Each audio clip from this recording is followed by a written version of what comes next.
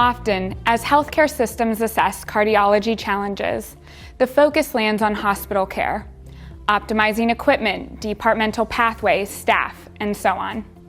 However, we believe that if cardiology care is effectively addressed in the community, the burden on hospital care will be reduced as a natural downstream effect.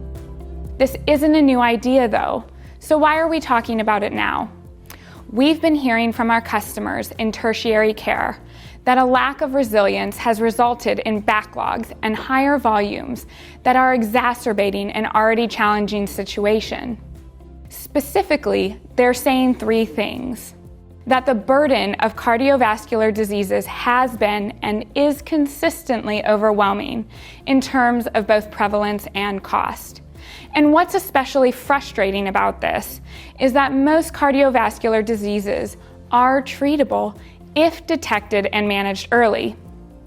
And of course, we can't separate this from the current context, that COVID-19 severely disrupted an already burdened care structure, and there was no backup plan. So not only are we still recovering from COVID, but we need to put new systems in place to build up healthcare resilience in the event of future disruptions.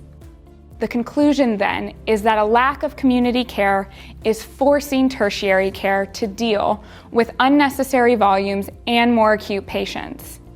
The flip side to that logic then is that effective community care will alleviate pressure on healthcare systems and promote better patient outcomes by avoiding unnecessary acute events. The question then becomes, how can we build effective community care programs?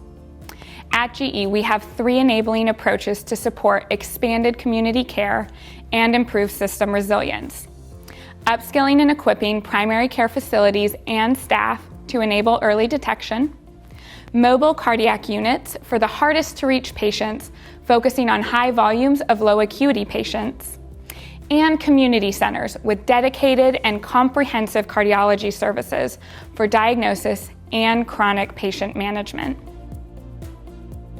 There are three main components required to make these programs work: redesigning the patient pathway and care models, educating and upskilling staff, and innovative technology and digital platforms. So first, redesigning the patient pathway.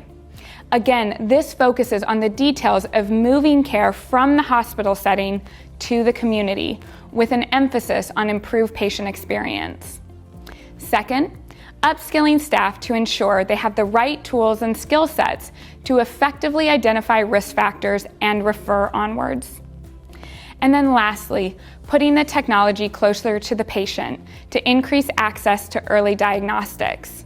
This technology, however, is only effective if placed in a carefully designed and connected environment, enabled by our digital platforms, which ensure continuity of care.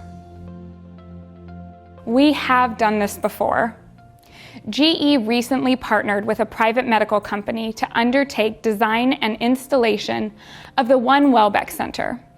Previously commercial offices and retail space, this multimodality diagnostic facility in London in the UK incorporates a dedicated cardiology pathway designed to enhance patient access and experience. If any of these challenges or ideas resonate, we can work alongside you to complete a baseline assessment that will explore your current challenges and structures to see if any of these programs are a good fit. Contact us today to learn more.